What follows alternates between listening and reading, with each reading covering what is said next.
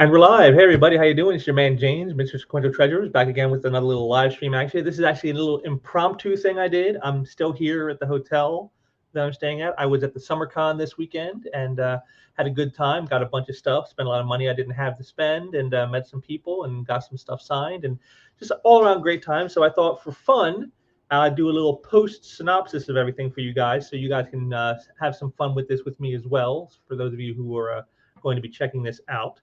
And like I said, just an impromptu thing. I just decided I was going to do it, so hopefully it'll all work out well.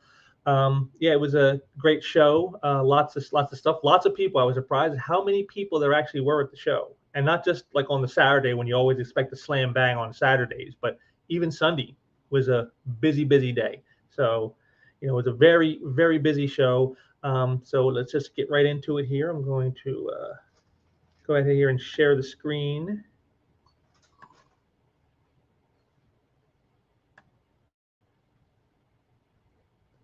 And here we go.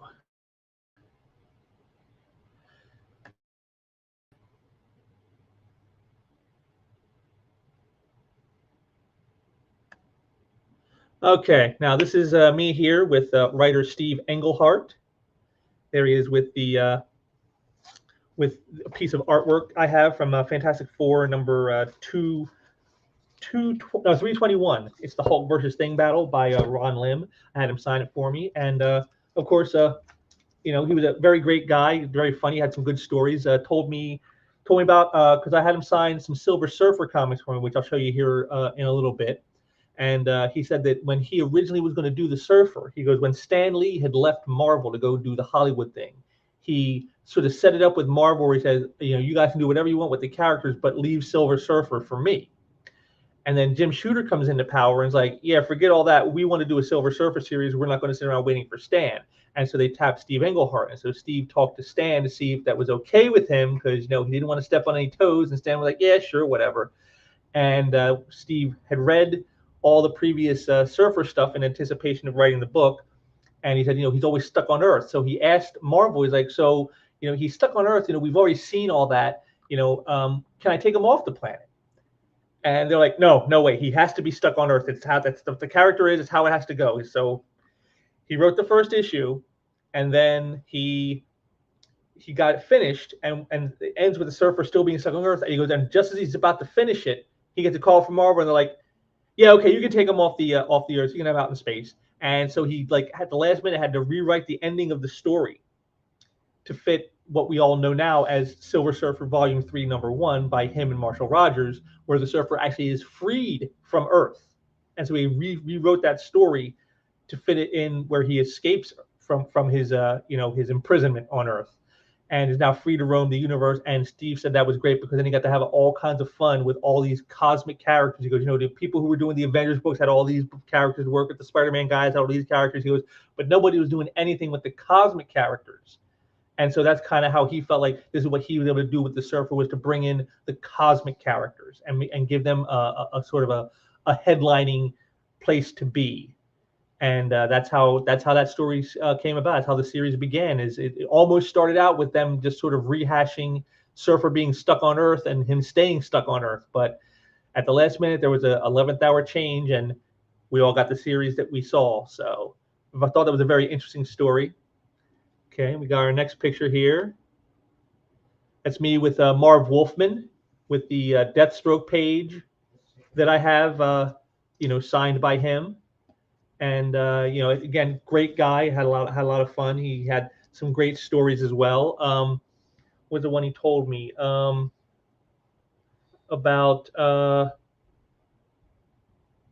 Well, actually, he had some stories about people, and he says that a certain creator another creator was there, which I don't want to reveal right now because that's the one I want to reveal for you. But this big name, legendary creator was at the show, and he says that he wishes that he had the fine dress sense and the hair that he did. And this person told us a story that like people at Marvel at the time didn't like him because he dressed so well, and. Marv says, he goes, actually, it's kind of funny. He goes, us in the bullpen, when we saw him showing up dressed as he was, we all looked at ourselves and were like, hey, why can't we do that?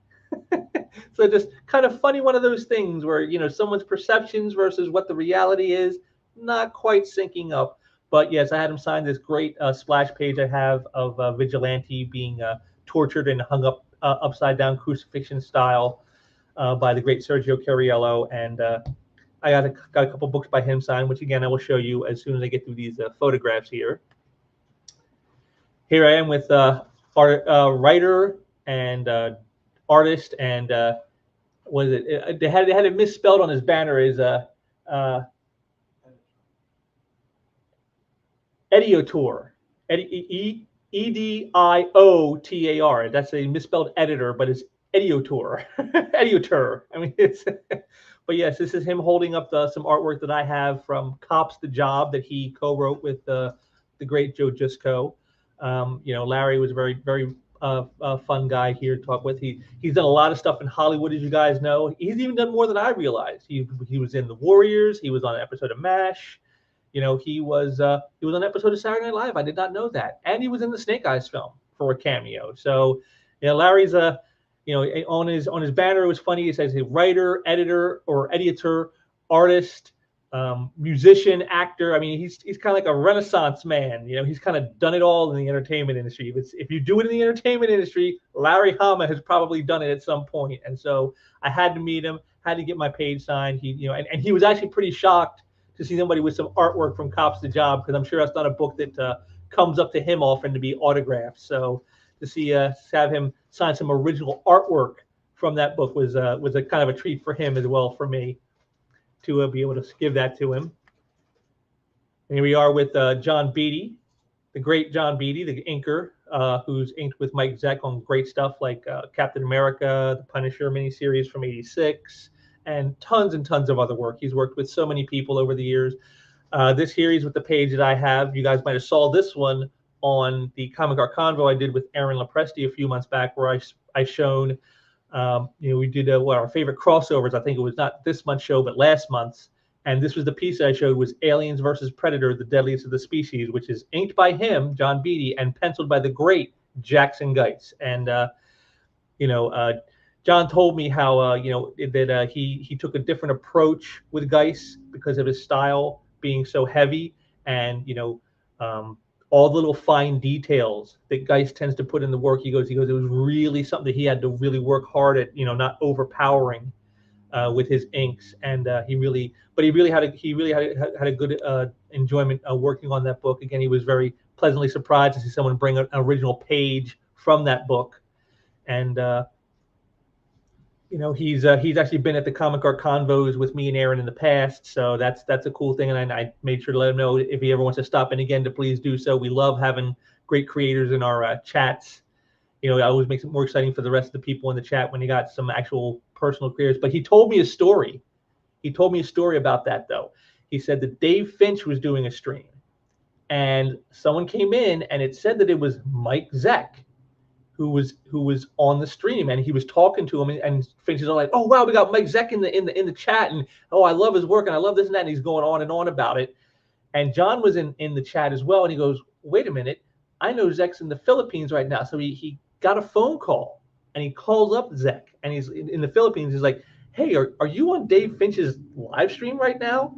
And of course, Mike Zeck, he is not a tech guy in any way. He is not into doing YouTube videos and that kind of thing, hang out in chat rooms. So it's like, absolutely not. So John then went into the chat and told everybody, "Yeah, that's not the real Mike Zeck you have in your chat audience here." someone trading on Mike Zeck's name, trying to get some fame for themselves, I guess. But John Beatty stepping in and correcting the record. I thought that was kind of awesome. It's a great little fun story. All these guys are filled with just great little fun stories. And then here we are with Bob Hall.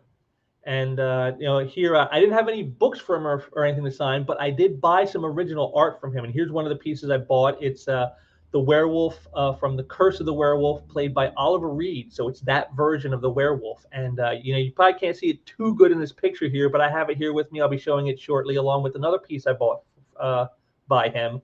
And again, just another one of the great gentlemen of comics. The old timers who they remember the days when when times weren't so mainstream, as we say, where they were seen, what they did was sort of like, just something that people did just to make ends meet. It wasn't taken seriously. People didn't look at it as a real art form. And, Bob Hall was around for some of that. But he did thank me for buying this specific piece. He goes, because he had done it, several months ago and has been taking it to shows and whatnot that he's been doing. And he kept saying, someone's going to buy this. He just kept waiting for somebody to buy it. He goes, someone's got to buy that Oliver Reed werewolf. And of course, it had to be your boy here who did that. And he thanked me for buying that piece because he was very happy to see it sell, because he was always hoping that it was going to, since he had done it several months back. So glad to add that to my collection. Again, you'll be seeing it here in a moment. But again, just another great guy. Had a lot of fun chatting it up with him for a bit. And, but now comes the piece de resistance.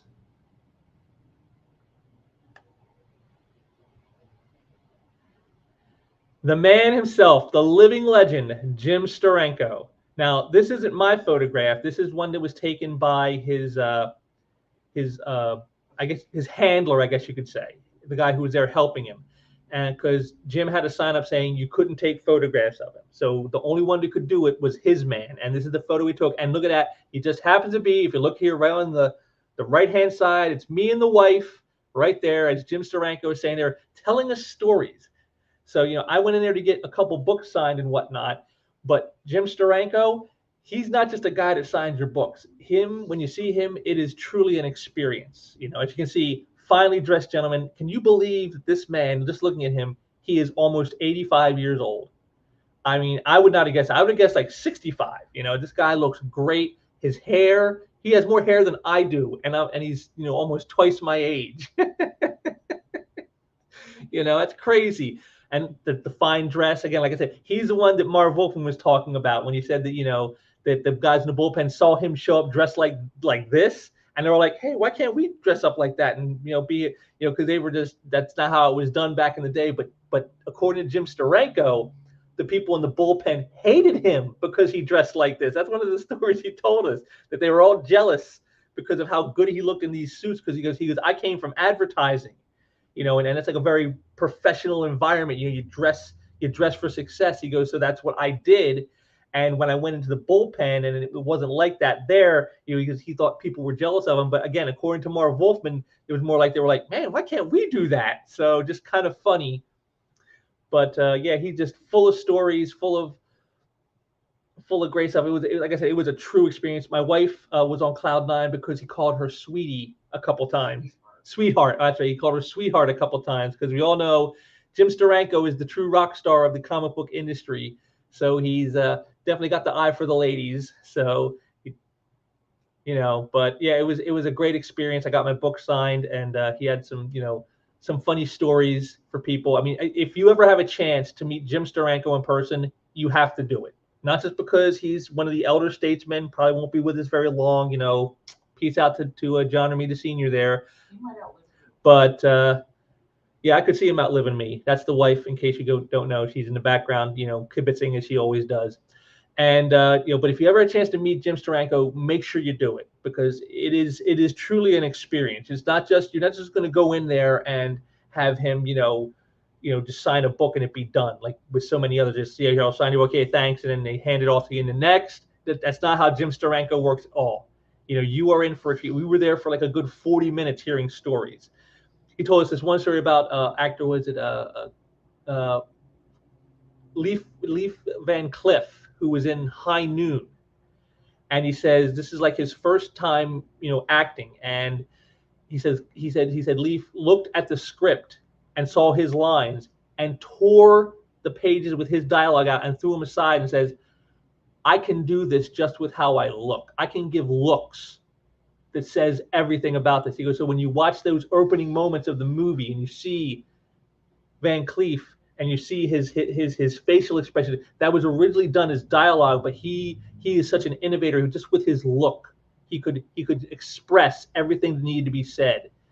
And he was saying that that's how it works in terms of art as well. As true artists, a single image tells you a story. You don't even need a whole bunch of that. Just a single image can convey an entire story to you. And he says that's how Van Cleef was with with his acting is just a simple look, a simple pose, just the way he stared at you with those eyes. He goes, and you got everything you needed right there. He goes, and this was on his one of his first movies. So he goes, can you imagine anyone in Hollywood doing that today? Just tearing out their pages and throwing them aside and saying, I can give you that with just my expressions. And he just a great gentleman, very very pleasant person to talk with. Like I said, very easy, and like I said, just full of stories. So again, if you ever get a chance to meet Jim Steranko, don't pass it up. Go and experience the Steranko experience, because I'm certainly glad that I did. I'm so glad that I did, because I would have felt very bad if I didn't. And then the last bit here is one that some of you guys may not know. As I grew up with this show, I was in junior year of high school when this series started. So I was like right at the perfect age for it. I grew up with it. Beverly Hills 90210. And of course, I had to meet the man, Jason Priestley. There we are, folks. Me with Jason Priestley. I never thought I'd see the day that I would stand next to one of the people from one of the shows I grew up watching as an adolescent. I never would have thought that. And I got to say, I was surprised at how short he was, because I'm only 6'1". You can see here I'm at least a good 3 or 4 inches taller than him, and it's like, wow, I never would have thought he was that small of a guy. But yeah, there he is, and there's me rocking the Dale Keown werewolf T-shirt from Aaron Lopresti's Wraith of God. So had to represent. But man, it was just a real pleasure. I had him sign my Beverly Hills 90210 soundtrack on CD that I've owned since 1992 when it first came out. So yeah, and just very very nice guy, very pleasant person. And we didn't have too much time to talk to him, because of course he's a big celebrity. So of course there's a lot more demand on them than say on the comic book creators, unfortunately. But very nice guy. I told him I really enjoyed his series Private Eyes, and was very upset that it got canceled so quickly after just a couple seasons. And he says he felt that too. He goes, he really enjoyed the show a lot. So hopefully maybe he'll make a comeback. Who knows? But yeah, there is. I got to meet Brandon from 90210. And it's and you see, if you look at my hair here, it's kind of styled a little bit the way he used to have his hair on the show on 90210, which I never realized just how much of an impact it made on me till I saw this picture. I'm like, oh my God, my hair is like on the shows. So I just thought that was kind of funny that we had that thing going. But yeah, just a great time, and I will always treasure this moment forever. But yeah, this is You're getting comments. oh, I'm getting some comments here. Very nice comments. Oh, we got here Blue Boy here. Oh, Tarks9, hail Tarks9, how are you doing? And we got Blue Boy here. I watch all of your videos you make, as well as your show with Aaron L. You are awesome, and I really appreciate your comic content. Thank you very much, Blue Boy. I'm out there. I'm just out there plugging away just for fun. Like I don't really make any money doing this. Unlike Aaron, he gets the super chats, and he does the auction with the graybeards, and so he's making money doing what he does. And me, I'm just a guy on his laptop just doing it for fun, and just because I love the comics. That was so sweet. Thank you so much. But thank you very much for the comments, and I hope you're enjoying the content a lot. Katarks9 here, nice Dale Keown Wraith of God shoe. Yes, I actually represented. The wife and I both represented for Aaron at this show. Friday, I wore my Wraith of God T-shirt by Aaron. Saturday, I wore, you saw there, my Wraith of God Dale Keown werewolf. Now today, as you can see, I wore. Let me get up here. My Punisher shirt, in honor of Marvel's doing them so dirty. Figured, you had to show a little respect to the real, true Frank Castle. But the wife, she had the Dale Keown werewolf shirt on today. So all through the weekend, Aaron got, even though he wasn't at the show, his book was at the show. Wraith of God was represented at SummerCon 2023. So even without the man himself there, we still had it. But now it's time to get into some autographs, because I know you guys love that kind of stuff. So first off with the Steve Englehart's here. I'll try to get this here. You can see there's his signature down there. This is Silver Surfer #2. This is like right after he gets off Earth, heads right back home to Zenla and Shalabal. And then issue 7, which was probably my favorite cover during this run. Marshall Rogers, inked by the great Terry Austin on this cover. I just love that he's like coming at you, like probably coming off the page. Great stuff. And then, oh, Tarks 9 again here. Yeah, you should get a Punisher, the real Punisher show. Not don't get that new design they did. That was awful. That was horrible. Get the classic design. And then we got here for me from Marv Wolfman. Got Deathstroke #5. Great Mike Zeck cover. Always love that. I mean, and just look at that detail all over that. I mean, just all the shattering glass and the bullets hitting everything. I mean, just that's insane. That's insane. And then of course, Deathstroke #11, also signed by Marv. So first we had the bullets, and then we got the love. So there you go. And then we got this one right here. Here's my Steranko piece. Went out and bought a copy of Superman 400, and Steranko has signed it. Also had it signed by Mike Grell, who was there. I didn't get a picture of Mike because when he wasn't at his table, so I couldn't get his picture. But there it is. So I got that as well. And let's see. I'll put these over here. And now, just in case you guys thought I was joking around, I do own the 90210 soundtrack. I absolutely do. And aside from that great picture, I got Jason Priestley to sign it. Right on himself. There it is right there. So signed by Brandon himself from 90210. And that was pretty sweet. I think he was a little surprised to see somebody had the CD. So again, this is probably not something he sees very often being brought out to people, and getting reminded of how young he used to be, kind of like how we all were. But now it's time for I know what you really want to see, the art portion. And I did get some art at this show.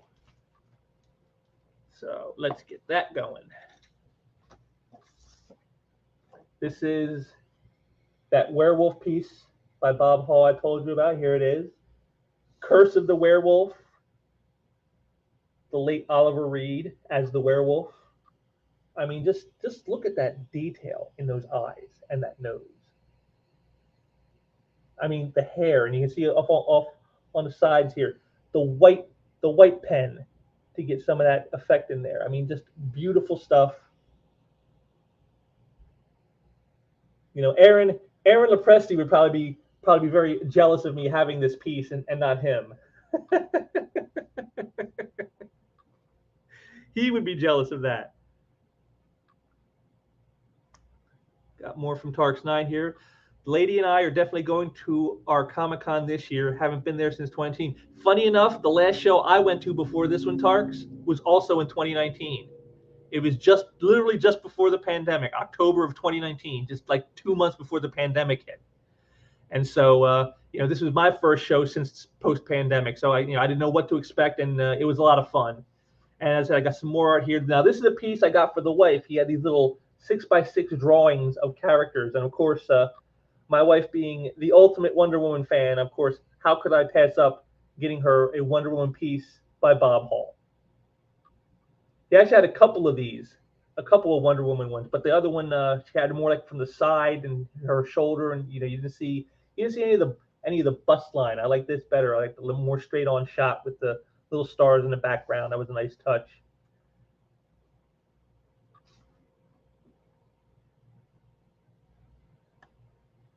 Yeah, they both are. They're both very nice drawings. I'm like I said, I'm very impressed with what Bob Hall. I mean, again, he just cranked some of this stuff out just for the show. The little one you just saw, he did those for the show, and the other one he did a couple of months back, for shows to take it around and stuff. And I'm surprised no one bought it. I was like, I can't believe no one's bought this. But now comes the biggest piece of the day, and I was extremely excited to get this. Now, this is not from a big name artist, not someone who's a legend in the industry, been around for 20, 30, 40, 50 years. But when you see the piece, you're going to yourself, why isn't he? And why isn't this guy working in the mainstream? Although, considering how the mainstream is running right now, maybe that's actually a better thing for him. Now, this is from a book called Fleeing Darkness. And this is the cover by Jason Metcalf.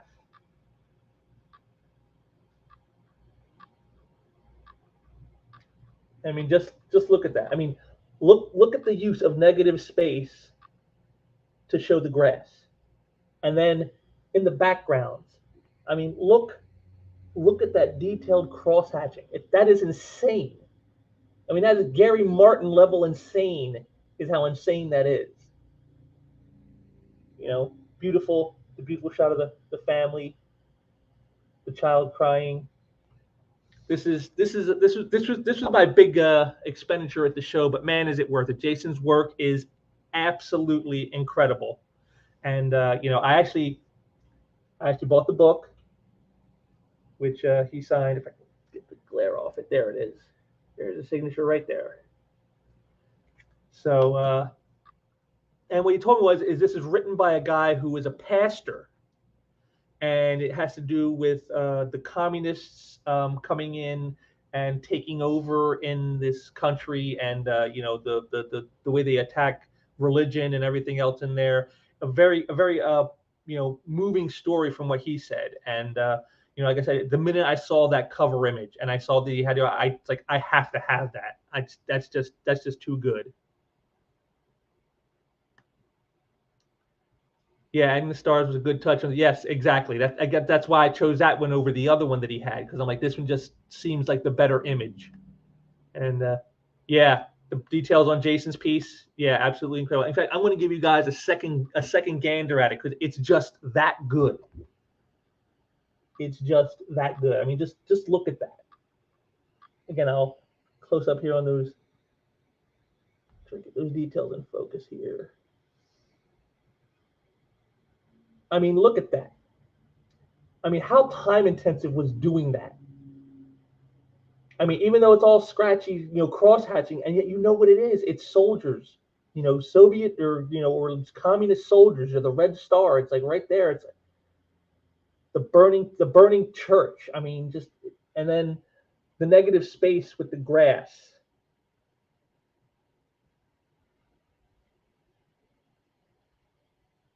And Jason said that he had done it this way because he wanted to bring your eyes right into the family. He goes, putting the negative space down here along with the cross hatching along in here. He says, kind of brings you right here to the family. And so, it's just a great piece. I couldn't be more happy to have picked that up. It was so excellent. Jason Metcalf is, again, just like with Steranko, if you ever see Jason Metcalf at a show, go over to his table and pick up something, because he does some exquisite work. I mean, I said, if it wasn't for the fact that the mainstream's work sucks so badly now because they're all busy using Tumblr artists and activist writers, I'd say, why isn't this guy working on Batman? Why isn't he working on Daredevil? I mean, he could do it. He has the chops. You've seen it right there. I mean, imagine a Batman cover with that style, or Daredevil, or hell, Spider-Man. I mean, that would be awesome. That would be an awesome cover to behold. And Jason, I don't know why they've sort of like just sort of Heismaned him and said, yeah, we're not interested. I guess maybe he's the wrong gender and the wrong skin color. So like, yeah, sorry, you're a white guy. We can't use you in the industry today, which is a shame, because man, that's so much talent in that image right there. So much talent. And yeah, the expressions on the faces are very nice, especially the kid, because that's tough to do. Because again, a lot of things with people is when you draw characters. I mean, look, you can tell the adults are adults, and the child is a child. That's hard to do.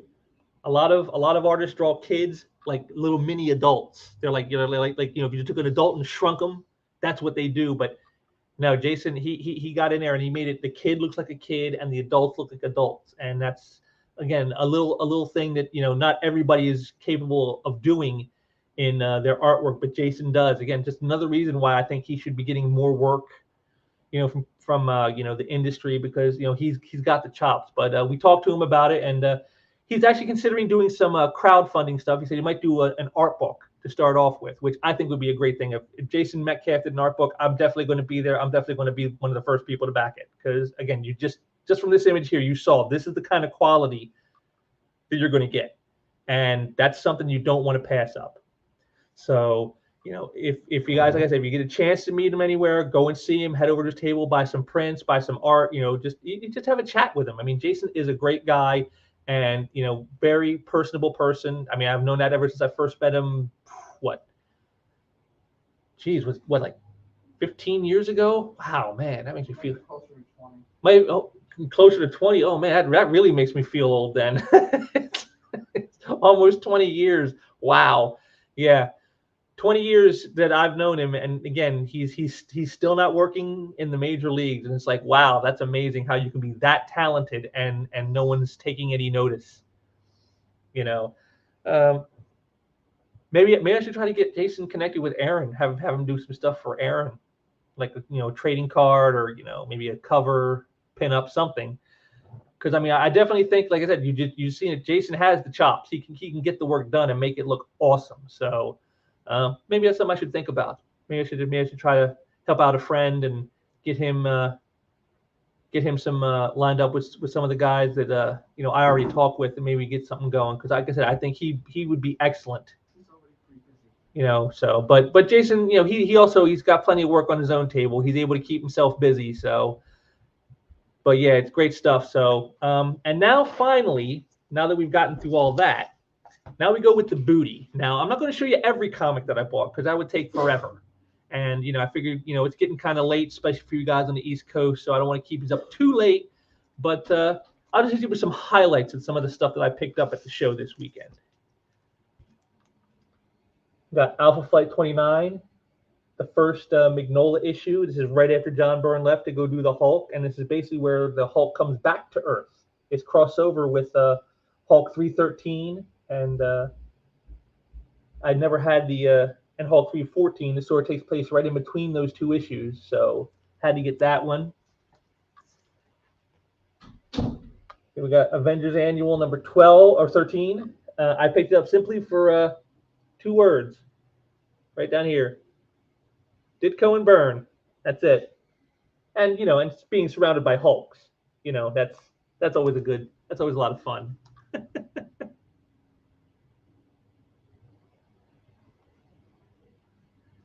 And let's see. X-Men Annual 19. I mean 9, that is. Number 9. And again, why? Look at the names. Art Adams and Simonson. How do you say no? How do you say no to that? I picked up almost all the entire Funeral for a Friend storyline from the Superman books. That classic image. And then here's the, I even got the Justice League tie-in with the little fold over.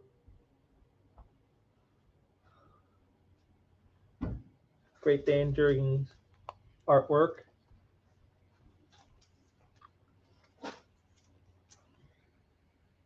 Amazing Spider-Man Annual 19. R.I.P. Jazzy John, inking Mary Wilshire. And this is the first appearance of Alistair Smythe, the son of the original creator of the Spider Slayer, Spencer Smythe. And this is the first appearance of his son at taking over the role. And then last but not least, again, probably my biggest pickup of the day of a single issue,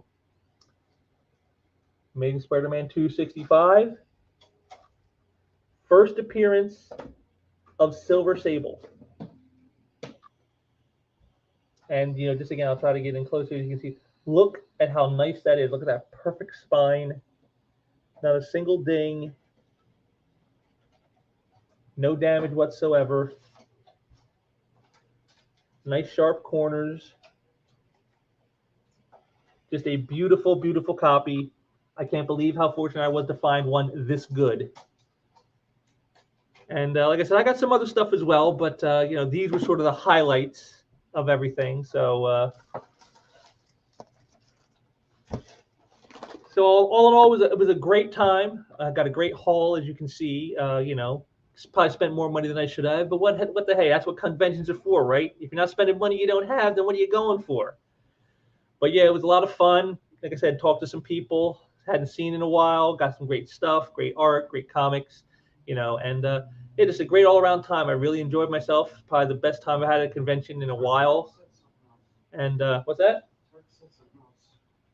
Yeah, and looking forward to doing another one. I might actually try to get back in the game and start being at the shows myself. Don't know yet. We're talking it over with the wife, because working a show and being attendee at the show is a little bit different. So we're going to have to see how that shakes out. But I might go back to doing some appearances. But if I do, they'll be like 1-day shows. I'm not going to do the big 3-day events. That's too much pressure. It's too much stress. And as I learned doing this show, doing this when I was in my 20s and 30s is one thing. Now that I'm pushing 50, it's not quite so easy anymore. So probably not want to do the big shows. But again, I'll look around, at least locally here, and maybe see if I can find some regional stuff that's a 1-day show. I'll do those, and bring the art with me. You guys can see me in person. You can check out some sweet art from the artists that I work with.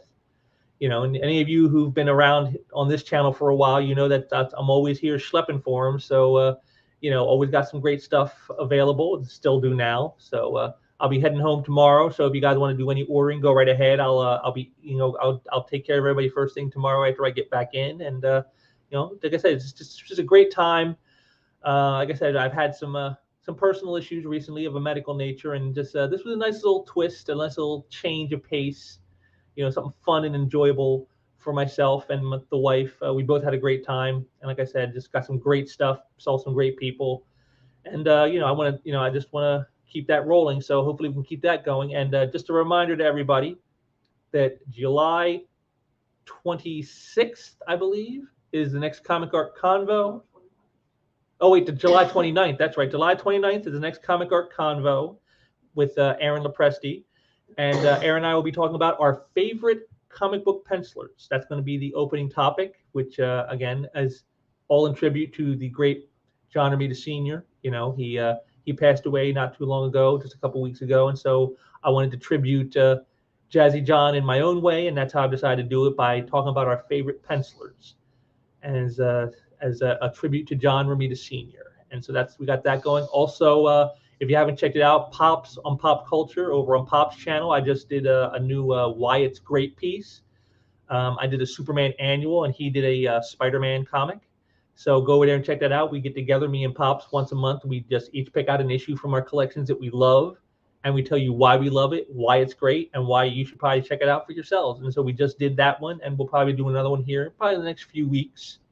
So that'll be coming up as well. So watch out for that. And like I said, both on my channel right here, I got playlists for both. So if you missed any past episodes, you can just head on over to my channel here. If you haven't subscribed, please do. And then you can check out the playlists, and they're all right there for any past ones you've missed, along with all the great stuff I've done here. I just, right before the show here, I just did another sequential thinking piece that I hadn't done for a while. So, talking about that Comics Broke Me little brouhaha on Twitter that happened about a week or two ago. And just thought it was kind of interesting what they were saying and what they weren't saying. And I hope I brought some insights to folks who wanted to check some of that out. So again, that's all down below. Just like I said, subscribe to the channel if you haven't already. Please do, because I'm trying to get those numbers up. Because once I break 500 subs, I'm going to start doing live art sales right here, guys. I'll be bringing out art from the artist and selling it to you live right here on stream. So that's something I've been wanting to do since I first started the channel. And so anything you can do to help. If you haven't subscribed, please do. If you have, then share these links out and get some others to subscribe, because I really want to get those numbers up, because I really want to start doing that. That's like the dream. The dream for me is to get to those live art sales on the channel. So help me make that happen if you can. And again, if you liked what you saw here, please drop a like down there, because that helps the channel as well. Or if you didn't like it, well, that's fine too. Don't like it, but it's whether you do or don't, just give your thoughts down there. I would want to hear what people got to say. So if you got a comment, drop a comment down there. I would want to hear what everyone thinks about these things that I do. Was this fun? Did you like seeing a little post wrap up from a show from me, and seeing some cool stuff? If I do any other shows, would you want to see more of that? Let me know. And I'm just trying to find some good content for you guys to keep us all entertained and get this channel to grow, because that's what it's really all about, is getting the channel to grow. And I do want to thank all of you for showing up here tonight, especially Tarks9 here, who was lighting up the chat. I appreciate that, my friend. And like I said, I hope you saw some stuff here you thought was pretty cool. I thought it was pretty cool. And hopefully I'll probably maybe want to do some more of these in the future if I can do some more shows. And I want to thank you all for joining me tonight, and I'll be back with some more stuff soon. And so until then, take care.